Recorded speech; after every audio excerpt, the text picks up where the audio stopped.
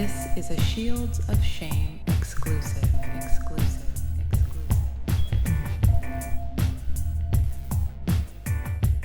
Rabun County Sheriff Chad Nichols now facing serious charges. He turned himself in to the Rabun County Detention Center this morning following a GBI investigation. Rabun County Sheriff Chad Nichols is facing criminal charges. The GBI arrested Nichols Friday, charging him with sexual battery. Sheriff Nichols is charged with public indecency, sexual battery, and violation of oath by a public officer following a GBI investigation. On Friday, May 24th, Mountain Judicial Circuit District Attorney George Christian asked the GBI to investigate an incident involving Nichols. Nichols turned himself in Friday and was booked into the Rabun County Detention Center. Welcome back to another Shields of Shame exclusive, everyone. In this episode, we are going to hear what Cody Sanders has to say about Richard Hunter. This is a continuation of the Rabun County Sheriff's Office series of Richard Hunter. There's a lot of information to share. I appreciate you. Thank you for stopping by. Don't forget to smash that like, man, and subscribe and share the video. It brings awareness to those who live in that area. Hopefully it's all been cleaned up. For what I've been told, it has been. But we don't really know. Peace and love. Okay, we're here with Sergeant Cody Sanders, correct? That's correct. You want me to start? Yeah, go ahead. Okay. Are you aware or know of a complaint that's been recently made against Captain Hunter?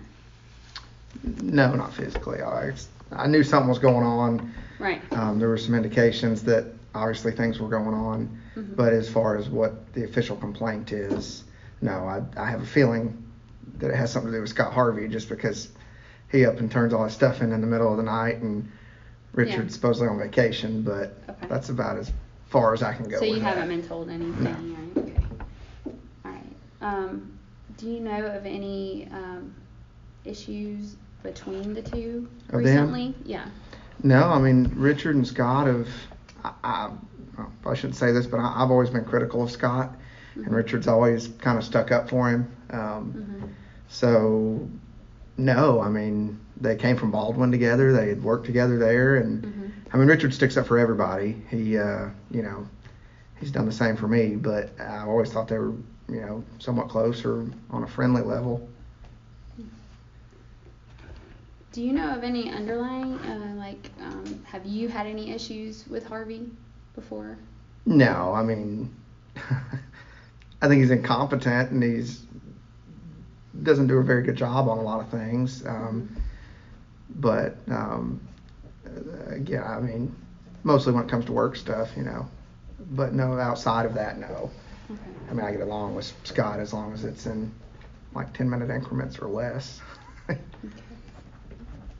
So y'all don't see eye to eye? Yeah, I mean, we get along. It's just Scott has, in my interpretation, he has a very annoying personality. But Scott's the kind of guy that if I was broke down in Florida, I could call him and be like, Scott, I'm broke down in Florida. And he'd be like, all right, buddy, I'm on my way. I mean, Scott is a good guy. It's just, I guess our personalities where it's just like 5 minutes or 10 minutes, and then it's like, okay, I've had enough Scott Harvey today. But, I mean, Scott is a good guy, and he does try very hard. He goes above and beyond. I kind of feel like as a supervisor, you shouldn't need to call a supervisor. I shouldn't need to call my patrol commander. I'm here to handle it. And he calls me a lot and asks me what I think are questions that he should know the answer to. But yeah, I mean, I have no issues with Scott. Okay. Do you know of any underlying issues with him, like as far as with other deputies, or does he get along well with others that you know of? I think a lot of people, just from talking, are kind of in the same boat that I am with him. He's kind of got an obnoxious personality.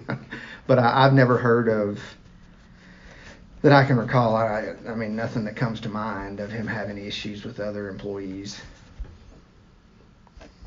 All right. What about your captain? How do you, any underlying issues there between you and him, or no. that you know of? No, I mean, Richard's always had my back. He's a great captain. He's very good at his job. then again, I don't want to say too much as far. He's never done anything that kept me from being able to do my job, I guess. There have been comments about his drinking in the past. And again, this makes me feel like I'm low blowing somebody. I can say personally, that Richard and I we don't hang out outside of work, but, we do talk almost every day until he went on vacation, and I haven't spoken to him since. I think in this line of work, we all deal with things in a different way. It's sad to say that a lot of us, and I've been in that boat in the past, where we probably drink more than we should. It's an easy way to relax, and especially in the current climate where it's kind of not no fun to be the police anymore. Mm-hmm. But I know people have raised that question. Richard's called me drunk or whatever. Has Richard called me intoxicated before? Yes. But not. It's never been anything that impacted my job, if that makes sense. But I'm the kind of person that when you're off, if you're drinking and you call me, I'm going to say, hey, I don't need you to call me while you're drinking. But he's never done anything that's negatively impacted my job or anything like that. And we talk even when I'm off. So typically when Richard calls me, it's like it's as friends, I guess you would say. Not as I'm your drunk supervisor calling you. Mm-hmm. And I'll say that to say this. I'm not saying that Richard calls me a lot drunk, but he has in the past. But also, there's been nights I've sat there on my couch and talked to him for an hour and a half. So again, I don't want to say that he drunk calls people every night and things like that. But when you have a friendship relationship with someone, and I know I'm kind of rambling here, but You're fine. Well, you say you're confident in your ability to do your job. Right. So has he called you and given you instruction in an official capacity that you've disregarded? No. The only and slight incident was, and like I said, I wouldn't even consider it an incident. He was more so calling to make sure I had what I needed. We had a suicide that we had been to this house 20 times in the last year, which is an approximation. And so when the call came out, and it's way out in the middle of nowhere, my initial thought from most of my career has been in investigations. My thought is we're going to work this like a homicide. So, Richard was calling me to see if I needed anything, see if he needed to call more deputies in, and, asking if I needed help or needed asking questions. And I was like, Richard, I've got more experience in crime scene and working investigations than anybody on patrol. I'm fine. I'm good. That was the only time that in a work capacity he was calling me while he was under the influence. Why do you say he's under the influence?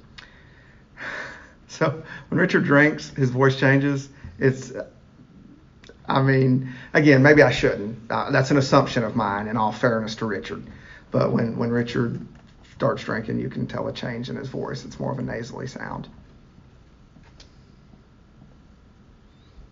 But not in what he's saying. It's just in. No, like some people have tells, like when they start drinking. His is if Richard's been drinking, the voice changes completely different.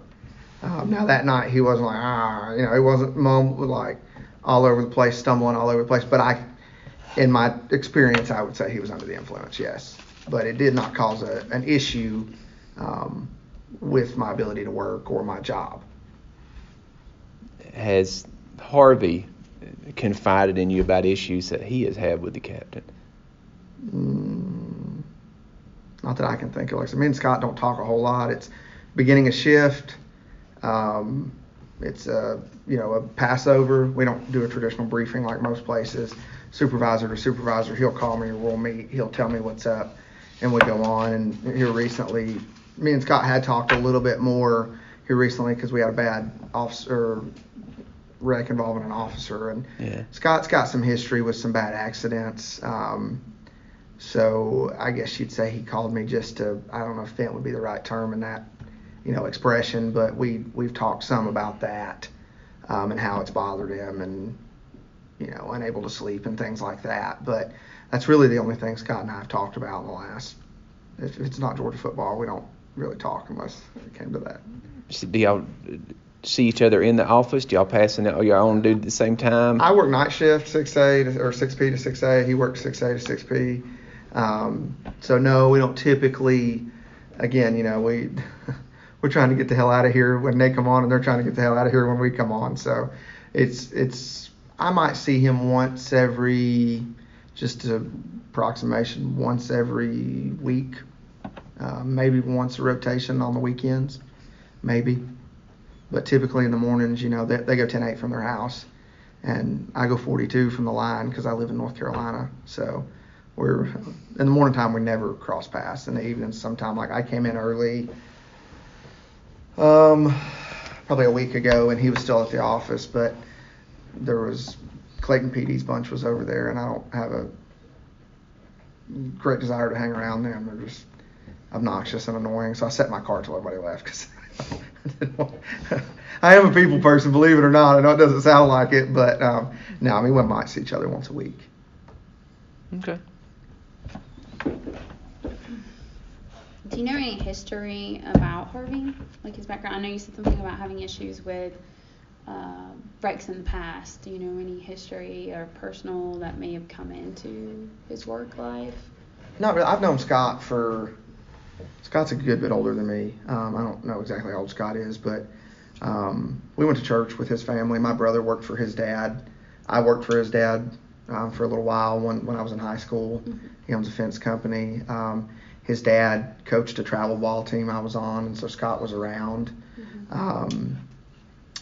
So I've known Scott in one capacity or another.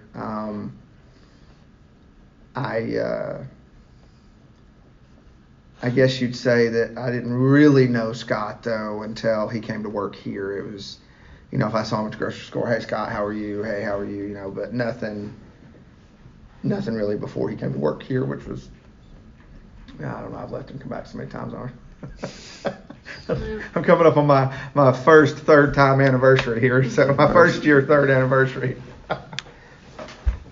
Do you know, have you known him to, wait, let me back up. What if you were to define the culture or the environment or the climate of the agency, what would you define that as? Up until about a week and a half ago, or whenever you could feel the normalcy, like yeah. It's normal. I mean, it's laid back. Everybody, for the most part, gets along. You know, I mean, it's kind of like, I'm not going to say like a family, but it's fairly close. You know, you have your cliques, which is mostly set around shifts that you work with. I see my guys outside of work, and I know Harvey's went out and hung out and stuff with his guys outside of work, but most of three of the shifts that work together, all three of them have, like, they hang out outside of work. But I mean, everything was, you know, laid back. Everybody had a good working relationship. Yeah, I mean, some of us, we may think some sorry and lazy, and some may think others are sorry and lazy or annoying. You know, you're typical. Mm-hmm. But I mean, everything's always been, I would say it's been good. I mean, it's always been a comfortable place to work. You've, you know, always got somebody to talk to if you need something. You know, the command staff is, you know, if you need something, they're always, you go see them, they take care of you. Mm-hmm. But no, I mean, it's always been a great place to work, and it hasn't changed with all this. You can just tell, like, it's one of those things where you're like, something's fixing to come down the pipe, but I ain't real sure what it is. But you don't want to see anybody you're close with, or, you know, if you've had your back, to end up getting in trouble. But, you know, personally, my personality on that is, or personal opinion is, you know, we're called to a higher standard in law enforcement. It's like preachers and you know, things of that nature, judges. But, you know, integrity is very important. And that's one thing I like about Chad is, from what I know about Chad, integrity is very important to him too. So, you know, whether or not I'm friends with somebody or not, you know, if you're going to do this job, you need to have the integrity to uphold the office you work for. And I've seen way too many agencies that, you know, Clayton PD from the 90s is a good example. Everybody was sleeping with everybody's wife, and it just got a reputation. And Chad's done well, I think, with handling that. And if there have been problems, they take care of them. And, you know, it's, all in all, it's the best place I've ever worked. Under Chad. Now, under Frank, that's a different story that we don't need to talk about. But with you saying that, I'm just going to go off of that. With saying that, if I'm going to ask you in where you take it. But there are reasons why we're asking certain questions.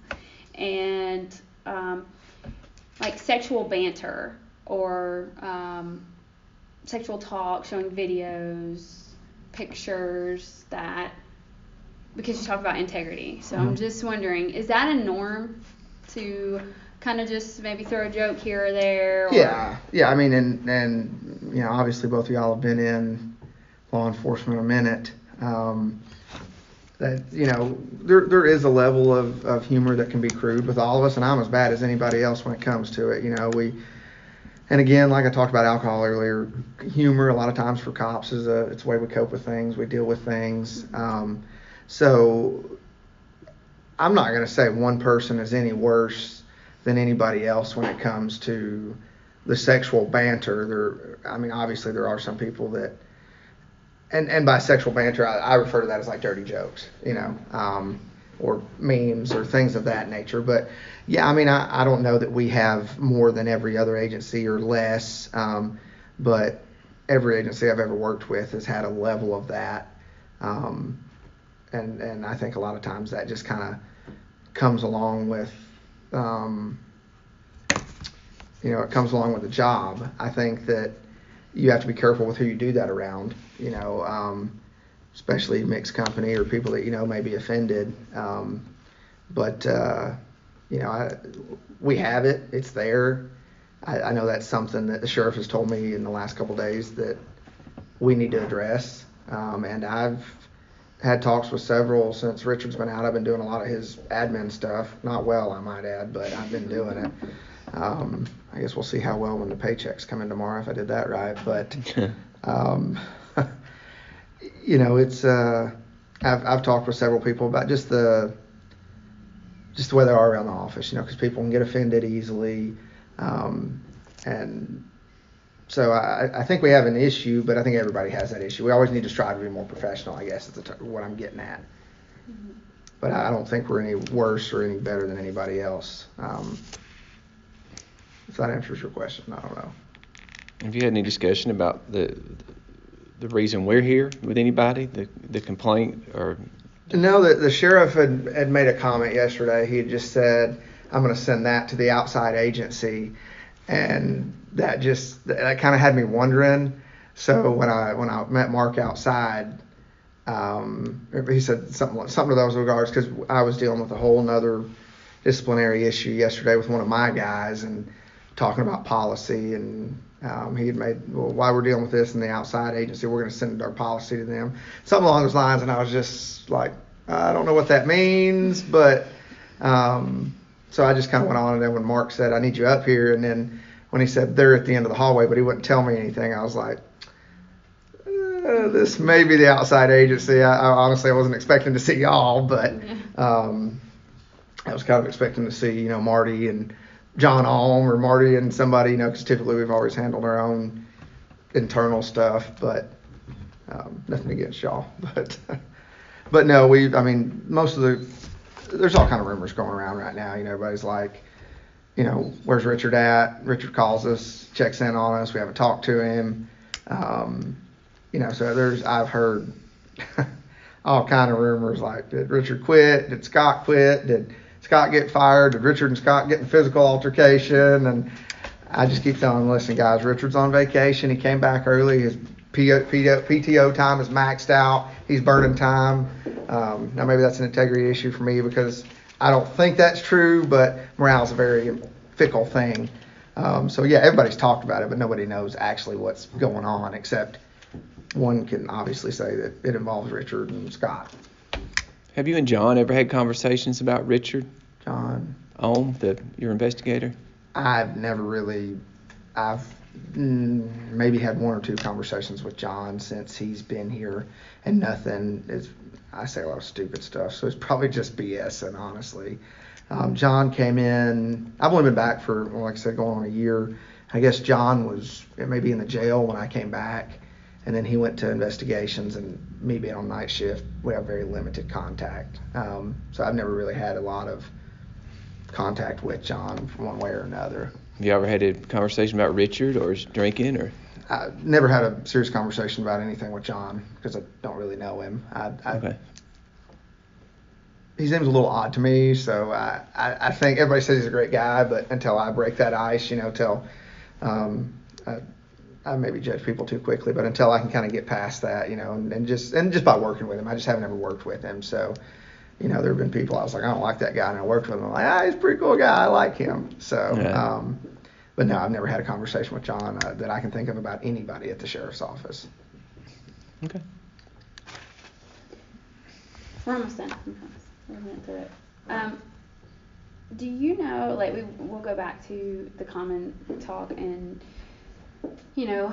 sexual banter back and forth or whatever. Have you known that to be kind of a common area with the captain and the sergeant, so Harvey and Hunter?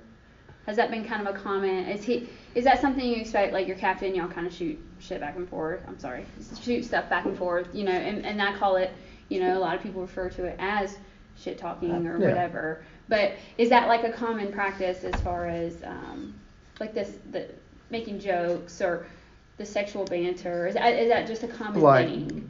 From both of them, or from Richard to Scott, or Scott to Richard, or just in general? Knowing that from the captain that he's like that. I mean, typically if Richard engages in something like that, to me it seems like it's a response. Like, and again, I put myself on trial here. I've done that with Richard before. Not as much in the recent, I will say there was a sexual harassment class that I missed because I had opened a restaurant and quit. And after that, I had known, to me, from the old Richard that worked at Clayton PD, I noticed a difference to where he wasn't quite like he used to be. But yeah, I mean, we all shit talk, back and forth both ways. Have you ever known the captain to ever reference his wife or talk about his wife in a sexual manner, or anyone else's wife? Not or another female in a sexual manner? Not in a on-duty capacity, no. No, I'm not talking about he was working or just talking, not saying he did something on duty. No, I'm just saying we've talked about our wives and things like that when we're both off, but nothing, just nothing that would have anything to do with the office. So when you say that you've talked about your wives when you're off. Right. Like sexually or? Not necessarily, but I mean. That's come up, possibly. Like I said, we've talked a lot. I'm just trying to establish if that's a common thing with him to talk about. Not necessarily, no. He's made comments in regards to his wife. I'll go ahead and say, actually, I brought it up first. I had a spider bite in my arm, and I had to go see his wife. And I said, again, put myself on trial here. I said, this is going to hurt when she cuts it. And he's like, yeah, it is. And I was like, if she does it topless, it'll probably make it hurt less, something like that. But he's never been inappropriate with me about my wife, or I with him. That's just not something that's about as far as it goes. We had that close of a relationship. Okay.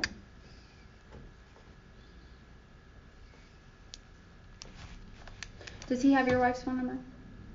I don't think so. Well, probably my employee file, but nothing I know of. If you call my wife, it'd be. Yeah, is that common for him to have his employees' wives' numbers? Trying to think of if it's somebody he's been friends with, maybe, because there's a somewhat of an intermingling here because it is a small community. Trying to think of who. I guess it would just be dependent on the individual whether or not I would say Riley, who's another sergeant.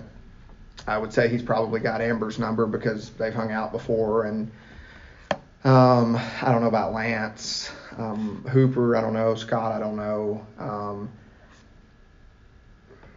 So for me, it would be kind of odd and be kind of weird if it was with my wife. Mm-hmm. So I would say probably not. That would seem kind of odd to me unless he had him like an emergency contact. But no, that'd be a little odd. Okay.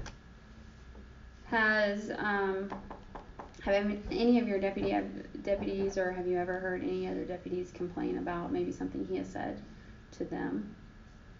No. Or about anything sexually? No. Okay.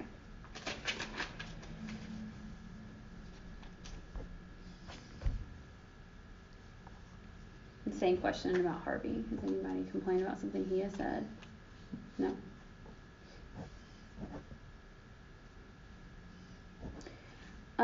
Do you remember a case recently where Harvey had locked up someone had some THC oil and marijuana, I think, and I guess he had a fever or something to do with the whole COVID thing.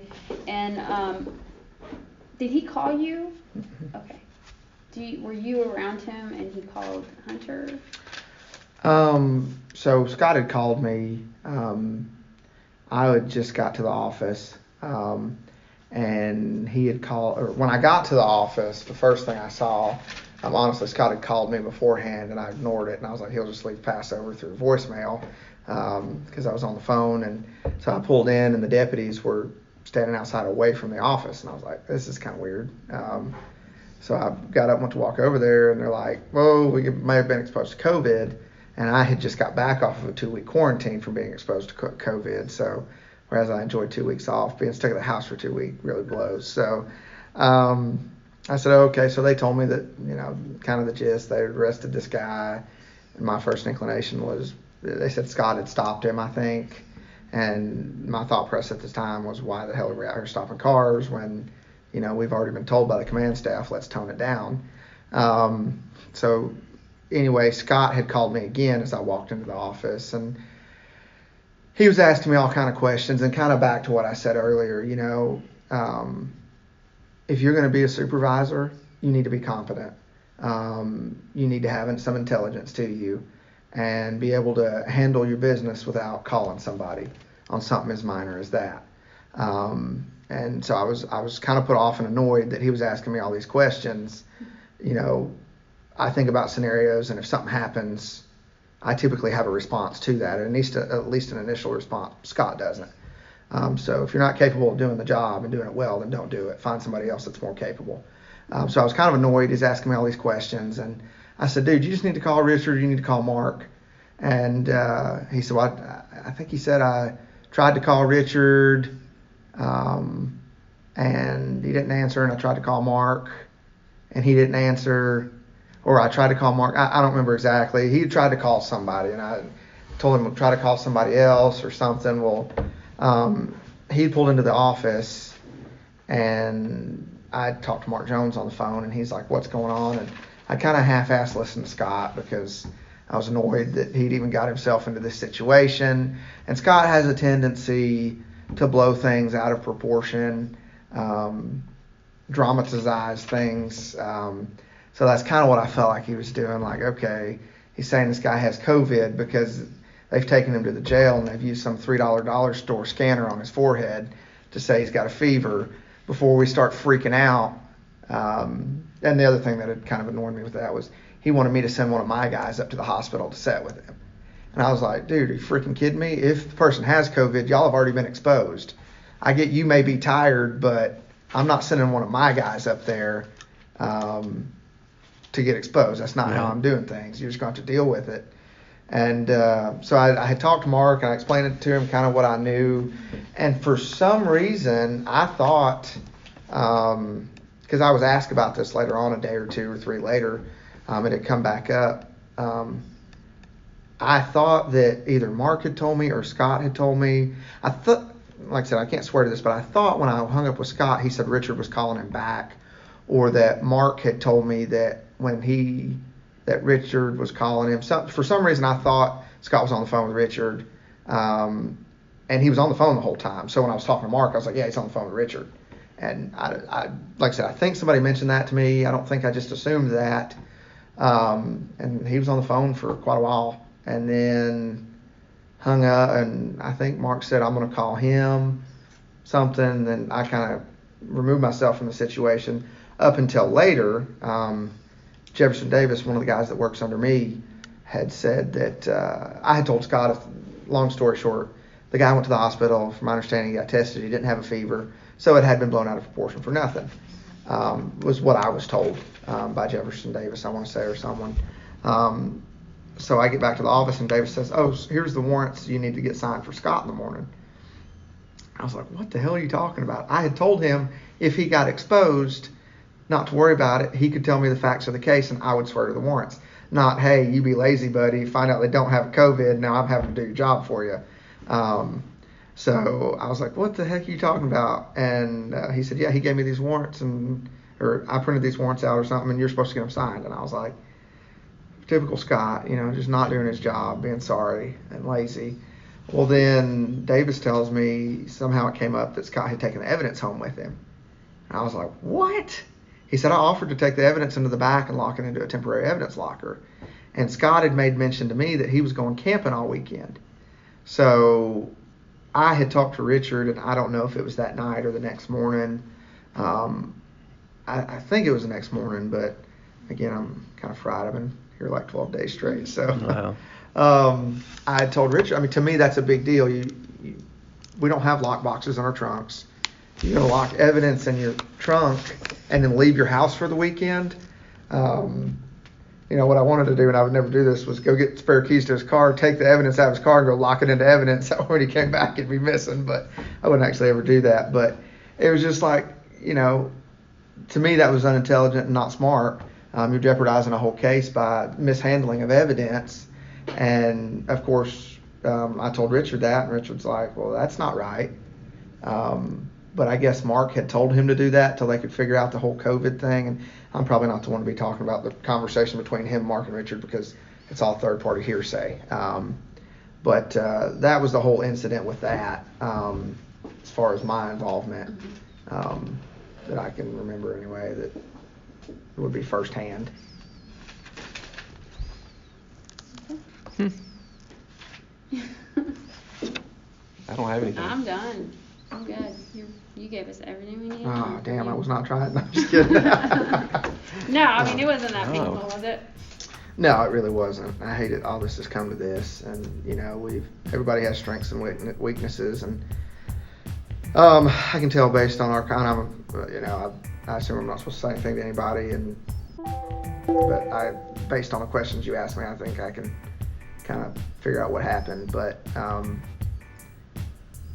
people make mistakes, things happen, people dramatize things and throw them out of proportion, and Richard's great at what he does, very good at what he does, and I would hate to see something happen to him based on something getting blown out of proportion. He's a hell of a guy, and he does a good job, and that's just my feelings. Not that really matters, but just figured I'd go ahead and lay that out there. No, we appreciate you being open and honest. Yeah. And like I said, if I wasn't so tired, I could probably not be all over the place, but I think you were pretty precise. Well, all right, well, I guess I'll get back out here and see if we found our pedophiles.